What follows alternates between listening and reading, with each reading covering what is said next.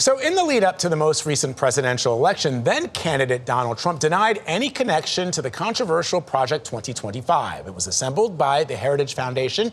Project 2025 outlined a sweeping conservative policy agenda on a wide variety of topics, including everything from curtailing abortion rights to firing civil servants. But since now President Trump took office, several people affiliated with the nearly 1,000-page document have actually taken roles in his administration. And many of the goals it outlined have been set in motion. And that is the focus of the new book, The Project, How Project 2025 is Reshaping America, which goes on sale tomorrow. We're joined now by its author, David A. Graham, who's also a staff writer for The Atlantic. Good morning. Good to see you. Thanks for having me. So we're now 3 months into the second Trump administration. Can you give our viewers some very specific examples of policies you say stem specifically from Project 2025 as it was outlined before the election? Right. So we've seen, layouts of civil servants. That's very much in Project 2025. We've seen things like closing the border, using student visas to crack down. That's straight from Project 2025. We've seen, for example, orders on transports from the White House. Really, many of the executive orders we saw in the first day of the administration. That's right from Project 2025. Your book quotes a Bloomberg government analysis that found that 37 out of 47 of the executive orders that came out in the first few days of the presidency came from Project 2025.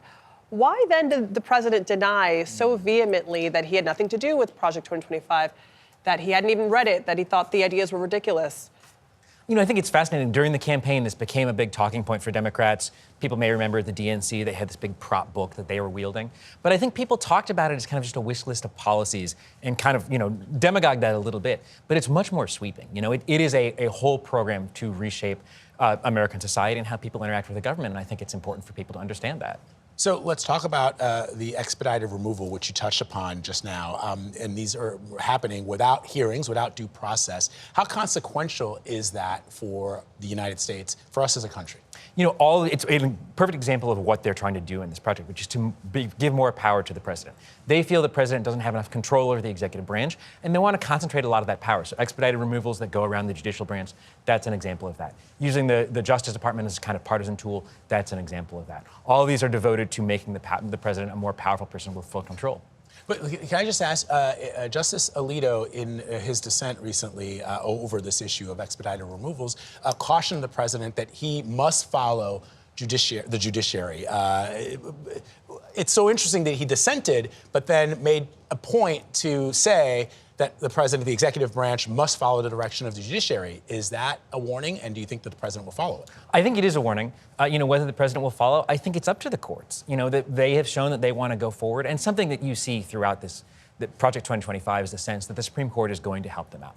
They want to get test cases to the Supreme Court and overrule these precedents that have been in case sometimes in place for maybe a century to move forward on their plan. What I found fascinating about the book is how prepared they were. I mean, they did their research. Yes. They had training programs for potential staffers, and that there was a real kind of rebellion against what you describe as almost an existential threat that a lot of the leaders of Project 2025 felt they were facing with the rise of more liberal ideas in society.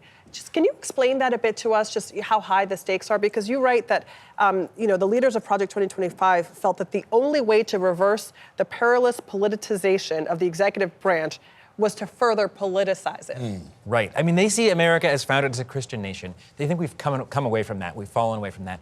And they want to get back to that. They want a nation with traditional families, a father who works, a mother who raises children, very traditional gender roles. And they think the way to do that is to have this vast accrual of power, change the way the federal government interacts with people, and then really change everyday life. This isn't just about politics. This is about what we have in our classrooms, in our homes, and in our lives. David, real quick, the president's defense oftentimes is, I don't know anything about that. I don't know that person. I haven't heard that.